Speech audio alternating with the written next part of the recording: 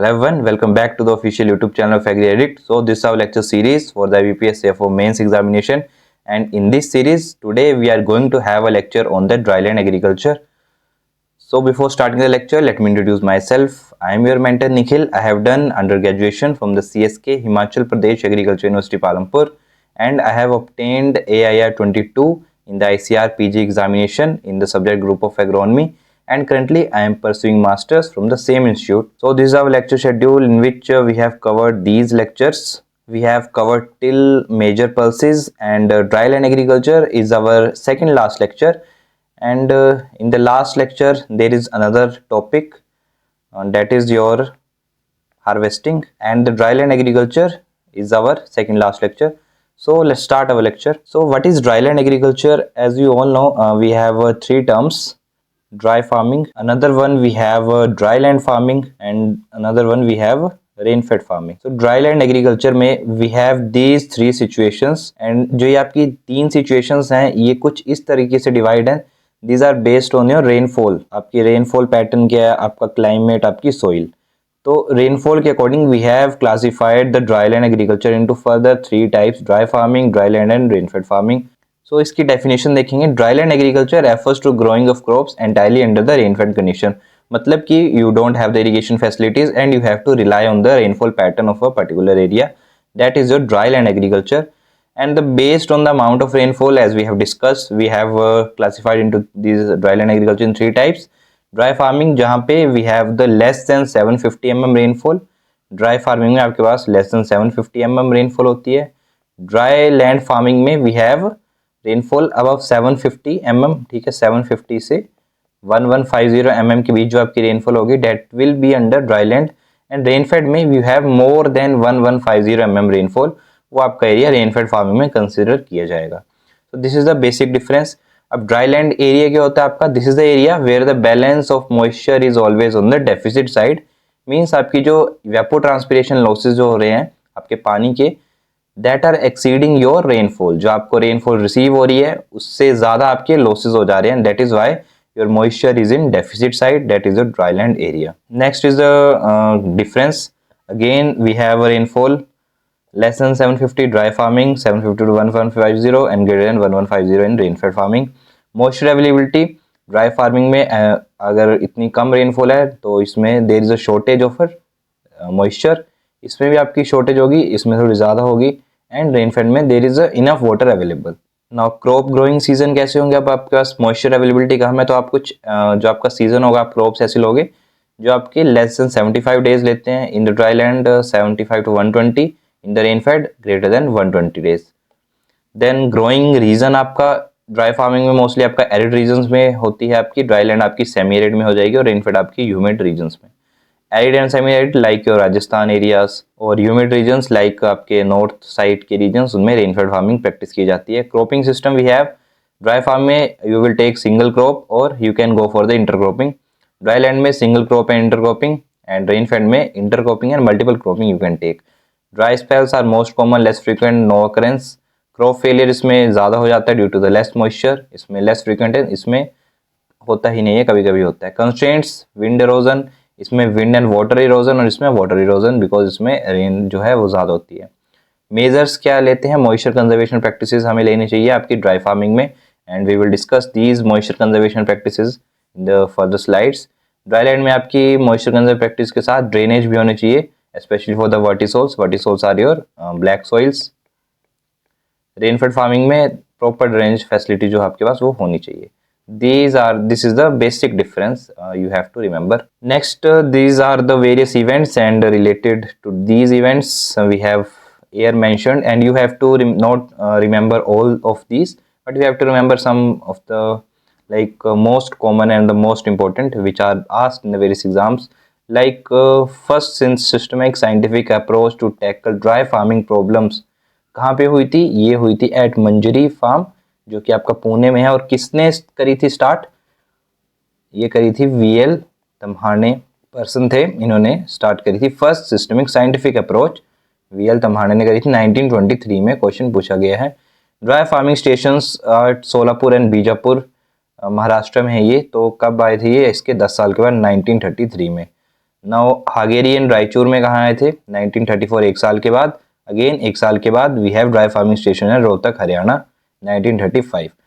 इसके बाद Bombay land development act pass in 1942। Then your CSCB central soil conservation board आपका 1953 में आया था। Then these are other institute, you have to remember these, you can just take the screenshot and you have to remember these factual things. Now यहाँ से जो है वो आपका एक्चुअल जो आपका टॉपिक है वो स्टार्ट होगा ड्राई लैंड, जिसमें कि ड्राउट जो है आपकी वो मेजर समस्या आती है। Now what is drought? तो IMD अकॉर्डिंग आपका IMD is what, Indian meteorological department. So इसके अकॉर्डिंग ड्राउट को उन्होंने कैसे डिफाइन किया? ड्राउट आपका कब होता है? जब आपका रेनफॉल की डेफिशिएंसी एक पर्टिकुलर एरिया में greater than 25% or you can say is equal to 25% of its long term normal। ये जो टर्म लॉन्ग टर्म नॉर्मल है इसका मतलब क्या है? मतलब कि सी देयर आर टू टर्म्स, एक तो आपका ड्राउट आता है और एक आपका आता है एरिडिटी। तो ड्राउट और एरिडिटी में क्या आपका डिफरेंस होगा? Aridity what, it is your long term feature of a particular area, ठीक है, it is a long term feature you can say और a condition of a particular area. लेकिन ड्राउट क्या है? It is a short term और season basis पे आएगा, short term condition of a particular area. तो एरिडिटी एक permanent feature है, लाइक आपका कोई एरिया है वो जैसे एरिड रीजन्स आते हैं, लाइक राजस्थान का है वो आपका, उसमें आपका जो ड्राउट है वो ड्राउट कंडीशंस काफ़ी ज़्यादा आएंगे इसको, इसलिए उसको हम एरिडिटी एरिड रीजन्स बोलते हैं। लेकिन ड्राउट आपका जरूरी नहीं है कि एरिड रीजन्स में आए, ह्यूमिड में भी आ सकता है, बारिश होती है उधर भी आ सकता है। So that is your drought. Drought को we have classified like greater than 25% अगर उधर डेफिशिएंसी है then that is a drought. So drought was we have discussed. तो ड्राउट के भी क्लासिफिकेशन काफी टाइप्स हैं, लेकिन based on the duration and nature we have classified into 4 types. Permanent drought ये आपके डेजर्ट क्लाइमेट में होगा। सीजनल ड्राउट आपका arid and semi arid regions. Contingent drought due to the abnormal failure of the rainfall occurs in humid and sub humid regions. Invisible drought कब होता है? Occurs when there is a frequent rain region and rainfall is sufficient to meet ET losses, the result is a borderline deficiency occurs in humid regions। तो invisible drought आपका कुछ इस type से आप इसको समझ सकते हो। एक टर्म आती है इफेक्टिव रेनफॉल। तो इफेक्टिव रेनफॉल से आप क्या समझते हो?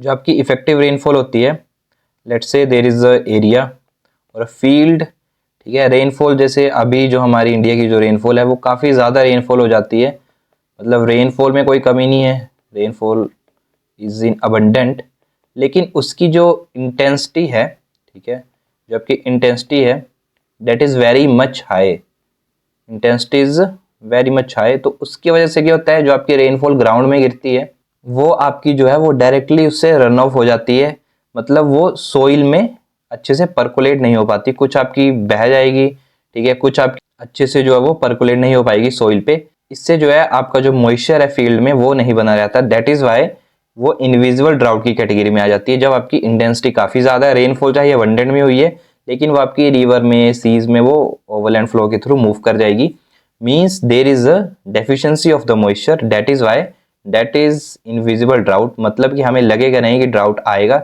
लेकिन ड्राउट आ जाता है। लाइक द एफिशिएंसी और the effective rainfall is your 75 centimetre, मतलब इसकी रेंज के अंदर अंदर इससे कम अगर रेनफॉल होगी देन जो है वो इफेक्टिवली उसको आपकी सोइल एब्जॉर्ब कर पाएगी और वो माइक्रो एंड माइक्रो वो उसमें वो फील हो जाएगी। लेकिन अगर इससे ज़्यादा इंटेंसिटी से लेट्स से 125 सेंटीमीटर तक की रेनफॉल हो गई तो उससे क्या होगा, आपकी जो बाकी की रेनफॉल है वो वेस्ट हो जाएगी, वो आपका जो पानी है सारा वो ओशंस में रिवर में चला जाएगा। That is not the effective rainfall. So you have to just remember the limit, that is 75 centimeter, and this will lead to your invisible drought। और contingent drought आपका mostly humid and sub humid regions में होता है। So that is something about the drought। Next on the basis of the user we have classified into these 5 types। Meteorological drought आपका जो आपकी meteorology से related चीज़ें हैं, if annual rainfall is significantly short of a certain level, 75% of a climatological expected normal rainfall over a wide area, then the situation is called the meteorological drought। जब आपकी जो rainfall है वो आपकी let's say आपकी 100 centimetre rainfall हो रही है, लेकिन किसी सीजन में आपकी rainfall let's say there is only 25 centimeter, तो कितने से वो कम हुई, 75% से वो कम हो गई, then that the situation is called your meteorological drought। और ये आपके meteorologist के लिए इंपॉर्टेंट है। Next is the hydrological drought. Hydrological drought कब आएगा? जब आपकी रिवर, स्ट्रीम, रिजर्वोयर, लेक्स, ये जो रिसोर्सेज हैं आपके, इनमें से जब पानी ड्राई अप हो जाएगा then it will constitute your hydrological drought. अगर मीटोलॉजिकल ड्राउट ज़्यादा हो जाएगा देन ये हाइड्रोलॉजिकल ड्राउट इसके बाद आ जाता है। सो आपके meteorological drought is directly proportional to your hydrological drought, you can remember like this. Ground water भी आपका इससे डिप्लीट हो जाएगा। Agricultural drought, for the agriculture practices, there is a situation which is a result of the inadequate rainfall and followed by the soil moisture deficit, जो situation हमने already discuss करी है। इससे आपकी यील्ड की रिडक्शन हो जाएगी। एटमॉस्फेरिक ड्राउट, जब आपकी जो एटमॉस्फेरिक ह्यूमिडिटी है वो आपकी कम हो जाएगी, ठीक है, जो आपके एटमॉस्फेयर में you have the vapours present, तो उससे आप जो अगर वेपर्स वो कम होंगे then it will lead to the less humidity, it will lead to atmospheric drought. Economical drought आपका that is due to the lack of the infrastructure. Rainfall काफ़ी ज़्यादा हो रही है आपके पास इंडिया में, आपकी रेनफॉल 200 सेंटीमीटर तक हो जा रही है, लेकिन उसको स्टोर करने के लिए उस वाटर को you don't have the infrastructure, then this will lead to your economical drought. So that is the basic classification of a drought on the basis of user.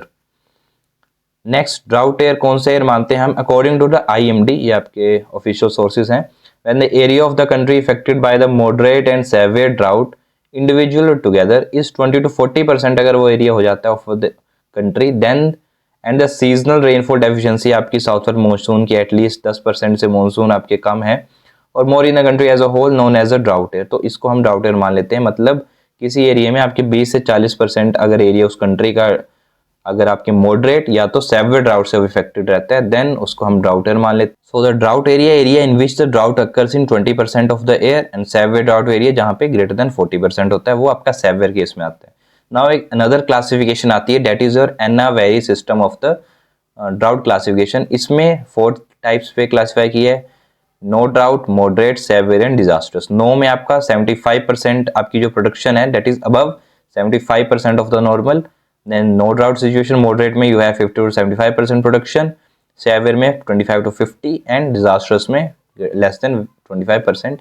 तो इसमें 25 के मार्जिन से जो आपका इसमें क्लासिफिकेशन करी गई है, so you can remember this also. Next is your anti transparent. So anti transparents आपके मॉइस्चर कंजर्वेशन मेजर्स हैं, ठीक है। तो मॉइस्चर अगर, क्योंकि ड्राई लैंड में there is a deficiency of the moisture in the soil, तो आपके प्लांट्स को जो है वो आपको इनफ मॉइस्चर नहीं मिल पाता, that is why there is certain chemicals और you can say these specific anti transparents are used along with the various managements like आपकी मल्चिंग हो गई एंड अदर जो भी आप प्रैक्टिसेस करते हो।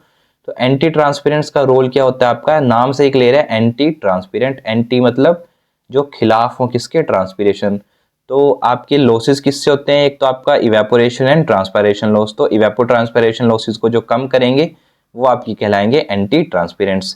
तो anti transparent transpiration from the plant में be reduced by the application of chemical compound that reduce the leaf resistance to diffusion of the water. So इसकी डेफिनेशन है।